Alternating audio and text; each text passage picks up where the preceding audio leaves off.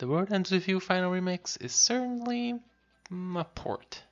Don't get me wrong, I had a lot of fun with this remake slash remaster. The World Ends With You has such a compelling story and super polished gameplay system, but this is such a weird version of the game. For starters, you can play the game in two modes. One of them is entirely touchscreen and renders the controller useless. You cannot walk with the joystick, you cannot access or leave menus with buttons, and so on. On the other hand, you have a mode that uses one single Joy-Con. In this mode, you have to use motion controls for the battles, and it's not exactly great because the battles are very active and the inputs have to be precise.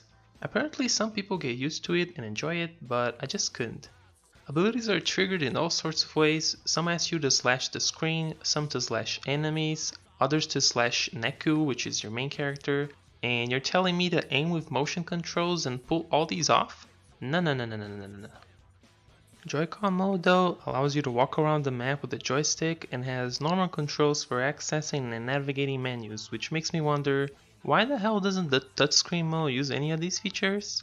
It's so weird. I really would have liked the touchscreen mode to be more hybrid. It would have made the gameplay way smoother.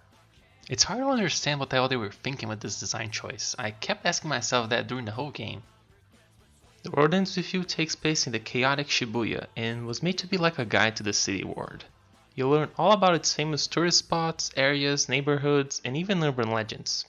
It'll have you wanting to visit Shibuya yourself in no time, guaranteed. Ah yes, take me to the famous Scramble Crossing. Let me see all those people crossing the street. Worth it. Now let's enter 10-4 building. Ah yes, it's 10-9 in real life. Classic copyright issues. Story-wise, The World Ends With You still holds up, delivering an incredible universe with stellar characters who all undergo great development. Neku Sakuraba is an annoying, conceited protagonist at first, but is forced to confront his views on the world around him as he's forced to play the Reaper's game and interact with people very different than himself. When I played as a teenager, Neku was a very relatable character, and this whole game is a great take on youth culture, truthfully representing all their struggles and values. This is also shown with the game's art style that is breathtaking to this day and looks even better in a current gen console. I mean, are you seeing this right now? Look how beautiful this game is. Look at the use of colors. Look at that art style. The designs are so good too. Look at these clothes. And the use of sprites and cutscenes makes it even better. It all screams urban culture. This is also shown with the music selection, a center part of the game, with dozens of tracks and remixes covering all sorts of styles. You'll be listening to a bunch of tracks from this game on YouTube after completing it. This game is full of jams. For example, you've been listening to the song 3 Minutes Clapping so far, one of my favorites, and you have remixes like 3 Minutes Clapping, No Clapping, which is just silence. Fighting against time is another big theme in this game, with your characters in a constant rush to complete missions, so players will devour the plot as fast as they can and will complete their journey in no time. No need to go peak anxiety though, you don't have actual time limits gameplay wise or constant pressure to complete objectives.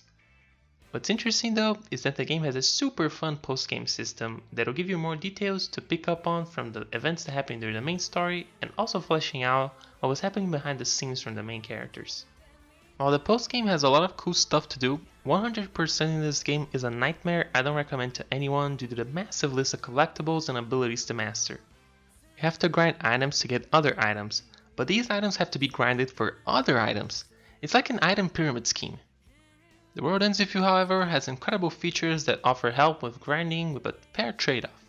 You can, at all times, lower your own level to however much you want, and that gives a boost to enemy drop chances. Dropping your level by 1 doubles your chances, dropping 2 levels triples your chances, etc. And when you're done grinding, you can just go back to your regular level just like that. This feature is also great for players to give themselves a challenge they want from the game. If you're finding it all too easy, well, just lower your own level. It's easy finding what's most fun for you. You can also change the difficulty whenever you want, but that's too mainstream, right? The World Ends With You Final Remix has its advantages over the other versions, but also its drawbacks. This version is certainly a lot of fun and captures the essence of the original game, but its gameplay modes are weird and disjointed. It felt like it was rushed and not well thought out.